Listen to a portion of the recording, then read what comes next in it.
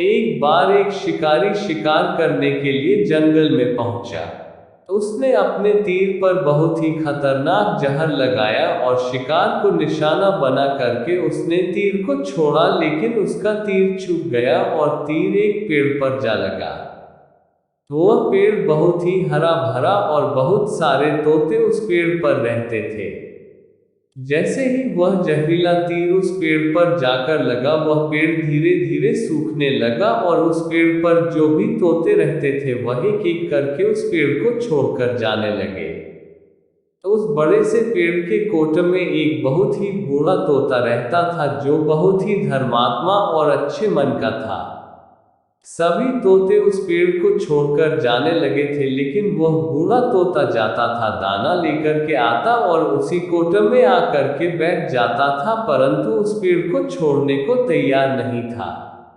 बूढ़े तोते के साथियों ने कई बार आकर के उसे समझाया कि यह पेड़ सूख रहा है और किसी दिन गिर भी जाएगा, चलो किसी और पेड़ पर चलकर रहा जाए, परंतु वह बूढ़ा तोता वहां से जाने को तैयार नहीं हो रहा था। अब यह बात देवराज इंद्र तक पहुंची। उन्हें बताया गया कि एक तोता है, वह जिस पेड़ पर रहता है उस पेड़ पर एक जहरीला तीर लगने के कारण सूखने, गिरने और खत्म होने के कगार पर आ पहुंचा है, और एक बूढ़ा तोता अभी भी वहीं पर रह रहा है। वह दाना लेकर आता है और वहीं पर रहता है, जबकि उस जंगल में बहुत सारे पेड़ हैं, लेकिन वह उसी पेड़ पर रह रहा है। देवराज इंद्र प्रकट हुए और उस बूढ़े तोते से कहने लगे कि आप बहुत धर्मात्मा हैं, बहुत ही अच्छे मन के हैं, लेकिन आप इस पेड़ को छोड़कर किसी और पेड़ पर चले जाइए, क्योंकि यह पेड़ कुछ ही दिनों में गिर जाएगा। तालाब के पास में बहुत से बड़े बड़े हरे भरे पेड़ हैं, बड़े बड़े कोट हैं, उन पेड़ों पर फल भी लगे हुए हैं, उन्हें वहीं पर तोड़कर खा सकते हैं, परंतु यहाँ से आप चले जाए।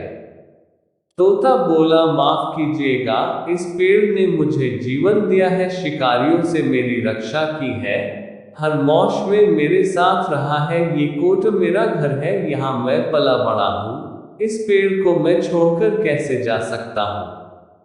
इस पर संकट आया है तो क्या मैं इसे छोड़कर चला जाऊं? मैं ऐसा कभी नहीं कर सकता। देवराज इंद्र तोते के इस बात से बहुत ही प्रसन्न हुए। उन्होंने तोते से कहा, मैं आपके इस बात से बहुत ही खुश हूँ, मांगो जो आपको मांगना हो।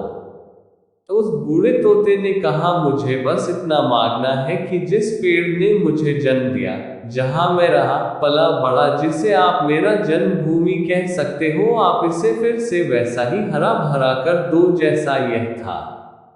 देवराज इंद्र ने अमृत से उस पेड़ को सिंच दिया और पहले की तरह हरा भरा कर दिया। अब वापस से उस पेड़ पर आकर के बाकी तोते रहने लगे। वह बूढ़ा तोता कुछ समय तक और जिंदा रहा, फिर उसकी मृत्यु हो गई और वह स्वर्ग में चला गया।